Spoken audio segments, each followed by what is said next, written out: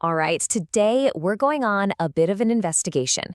We're going to try to decode a company's DNA, and our main piece of evidence is its employee handbook. You know how it is. We've all seen those glossy mission statements and corporate values on the wall. But what's a company really like day to day? Where does the actual culture live? Well, that's the big question we're digging into. So for this explainer, we actually got our hands on a full 60-page handbook from a recruitment firm called Engineering People. We're going to comb through this thing page by page to see what secrets it's hiding.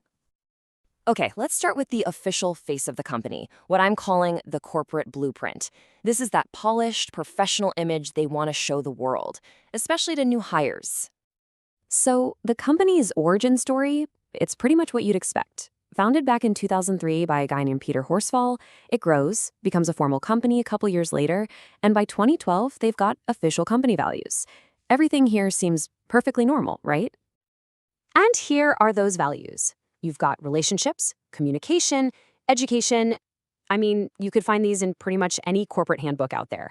It paints the picture of a standard, professional, respectable company. So far, nothing to see here. And it continues. Even the HR policies, like this definition of a 6-month probationary period, are completely by the book. It's all about process, procedure, professionalism. But this is where our investigation starts to get good. Because when you look a little closer, you start to see these little cracks in that corporate facade.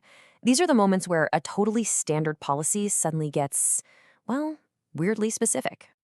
Take the dress code, for instance. On one hand, it's very strict, professional business attire. But then there's this very human, very specific exception. If it gets over 38 Celsius, that's a scorching 100 degrees Fahrenheit, Hawaiian shirts and shorts are totally fine. This is our first real clue that there's a personality hiding underneath all that corporate polish. And then it gets even more specific. There's this super strict rule about mobile phones. But look at that detail. Effective 22nd September 2014. A rule this precise, with a hard date stamped on it, doesn't just come out of nowhere. It tells you that something specific happened right before that date to make this rule necessary.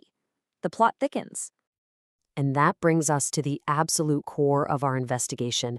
This is the moment the handbook stops just hinting at its personality and, well, spells it right out. This is the big reveal, folks. Get this. This company handbook has an entire section explicitly titled Current Unwritten Rules. Now, the irony here is just fantastic, right? The moment you write them down, they're not exactly unwritten anymore. This is just a brilliant, unfiltered look into the company's real culture. And the rules start off simple enough. This isn't a policy, it's office lore. Peter is the founder, remember? And everybody who works there needs to know one thing: don't sit in his chair. It's a small detail, but it speaks volumes about the history and the pecking order in that office. And then we get this bombshell. Suddenly, the nature of this recruitment firm becomes crystal clear. It is a high-pressure sales environment. Performance is tracked every single week, and if you fall to the bottom, you literally become the target for Nerf guns. The fact that they add safety equipment supplied is just the perfect chef's kiss. So how exactly do you deal with the stress of possibly getting ambushed with a Nerf gun? Well, don't worry. The handbook gives you a list of officially approved options. And what a list it is. Sure, you can talk about it. Or you can go hit stuff in the workshop, play darts, use the punching bag that's apparently in the boardroom, or even fire up the PlayStation 4 for some shoot-'em-up games. So what does this all mean? What does a culture of Nerf guns actually look like? Let's step back for a second and analyze what this wild mix of formal and informal rules really tells us about this place. When you boil it all down, the unwritten rules basically become a survival guide for the office.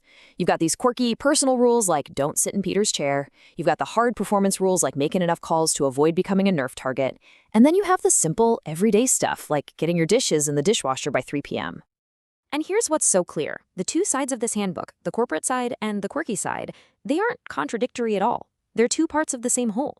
The Nerf guns point to a really demanding sales culture. But the Hawaiian shirts, the punching bag, the PlayStation, that all points to a quirky, very human-centric way of managing all the stress that comes with it.